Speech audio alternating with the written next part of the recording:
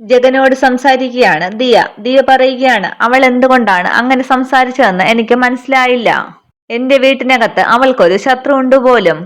ജഗൻ പറയുകയാണ്, അടുത്ത സുഹൃത്തിനെ വഞ്ചിക്കുന്നവർ ആരായാലും അവർ പക്ക ഫ്രാഡുകളായിരിക്കും.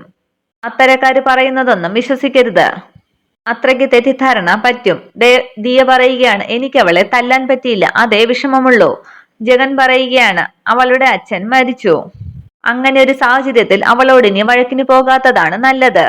അതെന്താ ചേട്ടൻ അങ്ങനെ പറഞ്ഞത്? അല്ല, അവൾക്കുള്ള തിരിച്ചടി കിട്ടിയല്ലോ, ഇനി നമ്മളായിട്ടൊന്നിനും പോണ്ട. ദിയ പറയുകയാണ്, അതല്ല, ദീപ ചേച്ചിക്ക് ഇപ്പോൾ ഉണ്ടായ ബുദ്ധിമുട്ടുകൾക്കൊക്കെ കാരണം അവളാണ്. ഈ കല്യാണത്തിന്റെ കാര്യം തന്നെ എടുക്കാം. ചേച്ചിയോട് പോലും മുൻകൂട്ടി പറഞ്ഞിട്ടില്ല ഒരു പെണ്ണ് കാണലിനെ പറ്റി. സമയത്ത് ചേച്ചിയെ ഒരുക്കി പയ്യന്റെ മുൻപിലോട്ട് വിടുകയായിരുന്നു. അല്ലെങ്കിൽ ചേച്ചി സമ്മതിക്കില്ലായിരുന്നു. എന്നിട്ട് സംഭവിച്ചതോ, വന്നയാളുകൾക്ക് ഭയങ്കര ഡിമാൻഡ്. പേര് പിഴച്ച പെണ്ണിന് വില പറയുകയായിരുന്നു. ജഗൻ ചോദിക്കുകയാണ്, ആരാണ് വിലയിട്ടത്? അന്നേരം ദിയ പറയുകയാണ്, പയ്യന്റെ അച്ഛൻ തന്നെ. ദേഷ്യപ്പെട്ട് ജഗൻ ചോദിക്കുകയാണ്, പ്രായം നോക്കാതെ അങ്ങേരുടെ കരണത്തൊന്ന് പൊട്ടിക്കാമായിരുന്നില്ലേ? അമ്മ ശരിക്ക് കൊടുത്താണ് വിട്ടത്. ആ അവസ്ഥയിലേക്ക് എന്റെ ചേച്ചിയെ കൊണ്ടുചെന്നെത്തിച്ചത് അവൾ ഒറ്റ ഒരുത്തിയാണ്. ആ ദേഷ്യം അത്ര പെട്ടെന്ന് തീരുമോ? അന്നേരം അതുവഴി പോകുന്ന പ്രതാപൻ ജഗനോട് സംസാരിച്ചു നിൽക്കുന്ന ദിയയെ കാണുകയാണ്. പ്രതാപൻ പറയുകയാണ്, ചേച്ചിയെ പോലെ തന്നെ അനിയത്തിയും കണ്ണിൽ കണ്ടവന്റെ തോളിൽ തൂങ്ങുകയാണ്. ജഗൻ പറയുകയാണ്, എന്റെ കഥകളെല്ലാം നീ കേട്ടതാണല്ലോ, അതുപോലെയുള്ള ദുരന്തം ദിയയുടെ ചേച്ചിക്ക് സംഭവിച്ചോ? ദിയ പറയുകയാണ്, ചെയ്യാത്ത കുറ്റത്തിന് സമൂഹം ഒരു തെറ്റുകാരിയായി കാണുമ്പോൾ, അതിന്റെ പേരിൽ കളിയാക്കുമ്പോൾ, കുത്തുവാക്കുകൾ പറയുമ്പോൾ, കേൾക്കുന്നയാളിന് മനസ്സിന് കട്ടിയില്ലെങ്കിൽ ജീവിതം മടുത്ത് ആത്മഹത്യ ചെയ്യാൻ വരെ അത് കാരണമായേക്കാം. അതൊക്കെ അമ്മയ്ക്ക് അറിയാവുന്നത് കൊണ്ടാണ് ചേച്ചിക്കൊരു ജീവിതം ഉണ്ടാകട്ടെ എന്ന് കരുതി ഒരു കല്യാണാലോചന നടത്തിയത്. ഇങ്ങനെ തെറ്റിദ്ധാരണ നിലനിൽക്കുന്ന സ്ഥിതിക്ക് പെട്ടെന്നൊരു കല്യാണം നടത്തിയാൽ നല്ലൊരു കുടുംബജീവിതം തന്റെ ചേച്ചിക്ക് കിട്ടുമോ? ദിയ പറയുകയാണ്, ഒന്നും അറിയില്ല ചേട്ടാ. ഇത്രയും കാലത്തിനിടയ്ക്ക് അമ്മയുടെ ജീവിതത്തിൽ ഒരുപാട് പ്രശ്നങ്ങൾ ഉണ്ടായിട്ടുണ്ട്. ഒഫീഷ്യലായിട്ടാണ് അധികവും. പക്ഷെ അവിടെയൊന്നും തളരാത്ത അമ്മ ഇവിടെ പിടിച്ചു നിൽക്കാൻ പാടുപെടുകയാണ്. അത് കാണുന്നതാണ് സങ്കടം. ജഗൻ ചോദിക്കുകയാണ്, ചേച്ചിക്കിപ്പോൾ പേരുദോഷം കിട്ടി. ഇനി എന്റെ കൂടെ നടന്നാൽ ദിയയ്ക്കും എന്നെ പറയുന്നവരൊക്കെ പറഞ്ഞോട്ടെ, അവരോട് നോക്കി പണി നോക്കാൻ പറയും. എന്നെ സ്നേഹിക്കുന്ന എന്റെ ചേച്ചിയും അമ്മയും കുറിച്ച് ഓർക്കുമ്പോഴാണ് എനിക്ക് വിഷമം. പിന്നീട് കാണിക്കുന്നത് ഓഫീസിൽ ഭാഗ്യലക്ഷ്മിയുടെ അടുത്തേക്ക് എത്തുന്ന പ്രതാപനെയാണ്. എന്താന്ന് ഭാഗ്യലക്ഷ്മി ചോദിക്കുമ്പോൾ പ്രതാപൻ പറയുകയാണ്, ഞാൻ നല്ലത് പറഞ്ഞാലും മാഡം അതൊന്നും കാര്യമായിട്ട് എടുക്കില്ല. ഡ്യൂട്ടി സമയത്ത് എവിടെയോ അലഞ്ഞു തിരിഞ്ഞു നടന്നിട്ട് എക്സ്ക്യൂസ് പറയാൻ വന്നതാണോ? ഞാൻ ചേരിയിലെ പുറമ്പോക്ക് ഭൂമി അന്യദേശ തൊഴിലാളികൾ കയ്യേറിയോ എന്ന് നോക്കാൻ പോയതാണ്. എന്നിട്ട് എന്തായി? അതിനൊരു തീരുമാനം ആയിട്ടുണ്ട്. പിന്നെ ഞാൻ അതുവഴി തിരിച്ചു വരുമ്പോൾ ഒരു കാഴ്ച കണ്ടു. എന്താന്ന് ചോദിക്കുകയാണ് ഭാഗ്യലക്ഷ്മി. അതത്ര നല്ല കാഴ്ചയായിട്ട് എനിക്ക് തോന്നിയില്ല. തനിക്ക് നല്ലതെന്ന് തോന്നാത്തത് മറ്റുള്ളവരുടെ കണ്ണിൽ നല്ലതായിരിക്കുമെന്ന് ചിരിച്ചുകൊണ്ട് പറയുകയാണ് ഭാഗ്യലക്ഷ്മി. പ്രതാപൻ പറയുകയാണ്, ആയിക്കോട്ടെ, എങ്കിൽ പിന്നെ എനിക്ക് പരാതിയൊന്നും ഇല്ല. കണ്ടത് മാഡത്തിനോട് പറയണമെന്ന് തോന്നി. മാഡത്തിന്റെ മൂത്ത കുട്ടിക്ക് മാത്രമല്ല, ഇളയ കുട്ടിക്കുമുണ്ട് ചെറിയ ചുറ്റിക്കളികൾ. അത് കേട്ട് സീറ്റിൽ നിന്നും എഴുന്നേൽക്കുകയാണ് ഭാഗ്യലക്ഷ്മി. എന്നിട്ട് ദേഷ്യപ്പെട്ട് ചോദിക്കുകയാണ്, എന്റെ മൂത്ത മകൾക്ക് എന്താടോ ചുറ്റിക്കളി? തന്നെ പോലുള്ളവർക്കൊക്കെ പിൻവാതിലൂടെ പണം വാരിക്കോരി തരുന്ന ഒരുത്തനും അവന്റെ മോനും കൂടി കാട്ടിക്കൂട്ടിയ നാടകത്തിന്റെ ബലിയാടാണ് എന്റെ മോൾ. അല്ലാതെ അവള് ദുർനടപ്പുള്ള പെൺകുട്ടി അല്ല. അതൊക്കെ എന്തെങ്കിലും ആയിക്കോട്ടെ മാഡം. ഇപ്പോൾ ഇളയ മകള് ഒരുത്തനുമായി ചുറ്റിക്കറങ്ങുന്നത് കണ്ടിട്ടാണ് ഞാൻ വരുന്നത്. അതൊരു മാന്യനായ പയ്യനായിരുന്നെങ്കിൽ കുഴപ്പമില്ലായിരുന്നോ? ഇത് പേര് കേട്ട ഒരു വാടക ഗുണ്ട, ഈ നാട്ടുകാര് മുഴുവൻ പേടിക്കുന്ന ഒരുത്തൻ. മേഡം കേട്ട് കാണും ബുള്ളറ്റ് ജഗനെ പറ്റി. ഭാഗ്യലക്ഷ്മി പറയുകയാണ്, ഇല്ല, ഞാൻ കേട്ടിട്ടില്ല. എന്നാൽ ഇനി കേട്ടോളും. എന്നോട് ചൂടാകുന്നതും എന്നെ വിഴുങ്ങുന്ന നോട്ടം നോക്കുന്നതുമൊക്കെ ഞാൻ പറഞ്ഞത് തെറ്റാണോ ശരിയാണോ എന്ന് അന്വേഷിച്ചിട്ടു മതി. ആ കുട്ടി സത്യം പറയുന്ന കൂട്ടത്തിലാണെങ്കിൽ ഇപ്പോൾ മാഡം കേട്ടത് ശരിയാണെന്ന് സമ്മതിക്കണം. അങ്ങനെ സമ്മതിച്ചു കഴിഞ്ഞാൽ മാഡം ആ കുട്ടിയെ ഒന്ന് ഉപദേശിച്ച് നേരെയാക്കണം. ഈ ബുള്ളറ്റ് ജഗനുമായി കമ്പയർ ചെയ്യുമ്പോൾ കാർത്തിയൊക്കെ അതിന്റെ 10 മടങ്ങ് പാവങ്ങളാണ്. ഇവനാളെ ഒരു പടയപ്പയാണ്. പടയപ്പയെന്ന് ഭാഗ്യലക്ഷ്മി ചോദിക്കുമ്പോൾ പ്രതാപൻ പറയുകയാണ്, അതെ, മൂന്നാറിനെ വിറപ്പിക്കുന്ന ഒരു കൊമ്പനില്ലേ, പടയപ്പ ആ ഇനത്തിൽപ്പെട്ടവനാണ്. വെട്ടൊന്ന് മുറി 2, അതാണ് രീതി. അഥവാ ഇനി അവനെ വെട്ടിയാലോ മുറി കൂടും. തരാനുള്ള മുന്നറിയിപ്പൊക്കെ തന്നു. ഇനി മോളോട് ഈ വിവരം ചോദിക്കുന്നതും ആ കൊച്ചിനെ ശാസിച്ച് നേരെയാക്കുന്നതുമൊക്കെ മാഡത്തിന്റെ ഇഷ്ടം. ലോകത്തെ നമുക്ക് നന്നാക്കാം, സ്വന്തം കുടുംബത്തിന് നന്നാക്കാനാണ് പ്രയാസം. അത്രയും പറഞ്ഞു പോവുകയാണ് പ്രതാപൻ. പ്രതാപൻ പോയ ശേഷം ദിയെ ഫോൺ വിളിച്ച് ഭാഗ്യലക്ഷ്മി ചോദിക്കുകയാണ്, നീ ഇപ്പോ എവിടെയുണ്ട്? ഞാൻ കുറച്ചു കഴിയുമ്പോൾ വീട്ടിലെത്തും, അപ്പോൾ നീ അവിടെ ഉണ്ടാകണം. പിന്നീട് കാണിക്കുന്നത് വീട്ടിലേക്ക് എത്തുന്ന ദിയയാണ്. അകത്തേക്ക് കയറിയ ദിയ അമ്മയെന്ന് വിളിക്കുകയാണ്. അപ്പോഴേക്കും ഭാഗ്യലക്ഷ്മിയുടെ വണ്ടി വീട്ടിലേക്ക് എത്തുകയാണ്. ദിയ ചോദിക്കുകയാണ്, എന്താ അമ്മേ പെട്ടെന്ന് കാണണമെന്ന് പറഞ്ഞത്? നീ ആരുമായിട്ടാണ് പുറത്ത് ചുറ്റിക്കറങ്ങിയത്? അത് ഞാൻ പിന്നെ എന്നൊക്കെ ദിയ പറയുമ്പോൾ ഭാഗ്യലക്ഷ്മി പറയുകയാണ്, കള്ളം പറയരുത്. ദിയ പറയുകയാണ്, ഞാൻ പറഞ്ഞല്ലോ സദാനന്ദനും മകനുമെതിരെ നമുക്ക് ഉയർത്തിപ്പിടിക്കാൻ ഒരാളുണ്ടെന്ന്. അയാൾ എന്നെ സഹായിച്ച കൂട്ടത്തിലാണ്. അയാളെ ഞാനിന്ന് കണ്ടു. അന്നേരം ഭാഗ്യലക്ഷ്മി ചോദിക്കുകയാണ്, ബുള്ളറ്റ് ജഗനെ അല്ലേ? അയാളൊരു കുഴപ്പക്കാരൻ അല്ലമ്മേ. അയാള് കുഴപ്പക്കാരൻ അല്ലായിരിക്കും, പക്ഷേ നാട്ടുകാരുടെ മുൻപിൽ അയാളൊരു ഗുണ്ടയാണ്. അത്തരക്കാരുമായിട്ട് ഒരു സൗഹൃദം സ്ഥാപിക്കേണ്ട ആവശ്യം ഇല്ല. അറിയാമല്ലോ, ഒരു തെറ്റും ചെയ്യാതെ നിന്റെ ചേച്ചി ഇപ്പോൾ അകത്തിരുന്ന് കരയുകയാണ്. ഇനി അവൾക്കൊരു ജീവിതം കൊടുക്കണമെങ്കിൽ വരുന്നവർക്ക് ആവശ്യത്തിലധികം കൊടുക്കണം. ദിയ ചോദിക്കുകയാണ്, അത്തരക്കാരുമായിട്ടുള്ള ബന്ധം വേണ്ടാന്ന് നമ്മൾ തീരുമാനിച്ചതല്ലേ? അതൊക്കെ അവിടെ നിൽക്കട്ടെ, തെറ്റ് ചെയ്യാതിരുന്നിട്ടും നിന്റെ ചേച്ചിയുടെ അവസ്ഥ അതാണെന്നാണ് ഞാൻ പറഞ്ഞത്.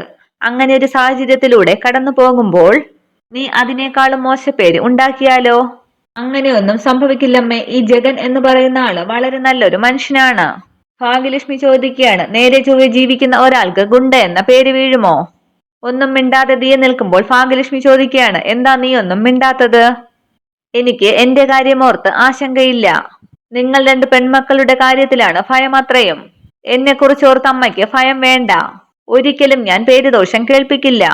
അമ്മേ, ഇപ്പോൾ ഞാൻ കണ്ട ജഗൻ എന്ന ഒരാള് എനിക്ക് ഗുണമല്ലാതെ ദോഷമൊന്നും ചെയ്തിട്ടില്ല. അമ്മ ഇപ്പൊ പറഞ്ഞല്ലോ അകത്തിരുന്ന് കരയുന്ന ചേച്ചിയുടെ കാര്യം. എന്തിനാ ചേച്ചി ഇങ്ങനെ കരയുന്നത്? ലോകത്തിലെ ഏറ്റവും അച്ചടക്കമുള്ള പെൺകുട്ടിക്ക് എന്തുകൊണ്ടാ അങ്ങനെ ഒരു വിധി ഉണ്ടായത്? എത്ര നന്നായി പോയാലും നമുക്ക് പേരുദോഷം ഉണ്ടാക്കണമെന്ന് ചിലർ തീരുമാനിച്ചാൽ ഇതല്ല ഇതിനപ്പുറവും സംഭവിക്കും. സങ്കടത്തോടുകൂടി ഭാഗ്യലക്ഷ്മി ചോദിക്കുകയാണ്, നിനക്ക് ഞാൻ പറയുന്നതൊന്നും മനസ്സിലാകുന്നില്ലേ മോളെ? എനിക്കെല്ലാം മനസ്സിലാകുന്നുണ്ട്, പക്ഷെ ഇപ്പോഴത്തെ സാഹചര്യത്തിൽ സദാനന്ദൻ എന്ന് പറയുന്ന ആള് എതിരാളിയായിട്ട് വരുമ്പോൾ സ്വന്തം അച്ഛൻ പോലും നമുക്ക് സപ്പോർട്ടില്ല. ആ നിലയ്ക്ക് നന്ദിയുള്ള ഒരാൾ കൂടെ ഉള്ളത് നല്ലതല്ലേ?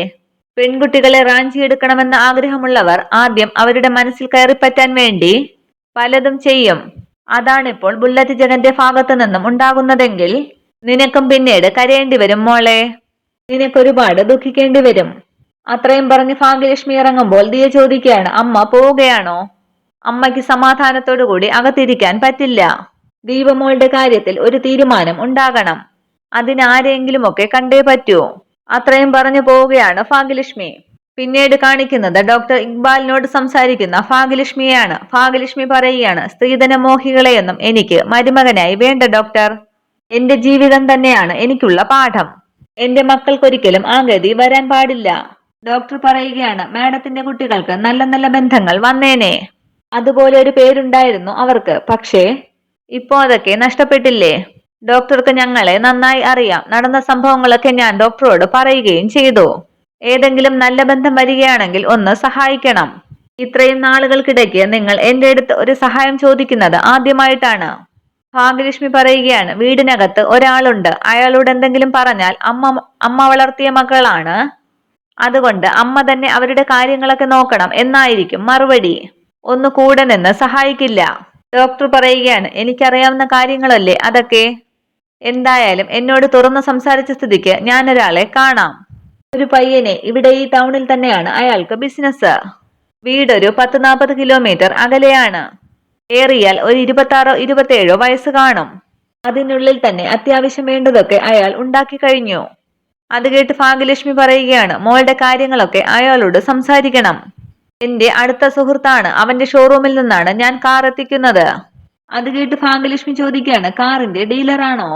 ഒരുപാട് ബിസിനസ് ഒക്കെ ഉണ്ട്. ഇടയ്ക്ക് കണ്ടപ്പോൾ വെറുതെ എന്തോ പറഞ്ഞ കൂട്ടത്തിൽ ഞാൻ ദീപയെ പറ്റി പറയുകയും ചെയ്തു.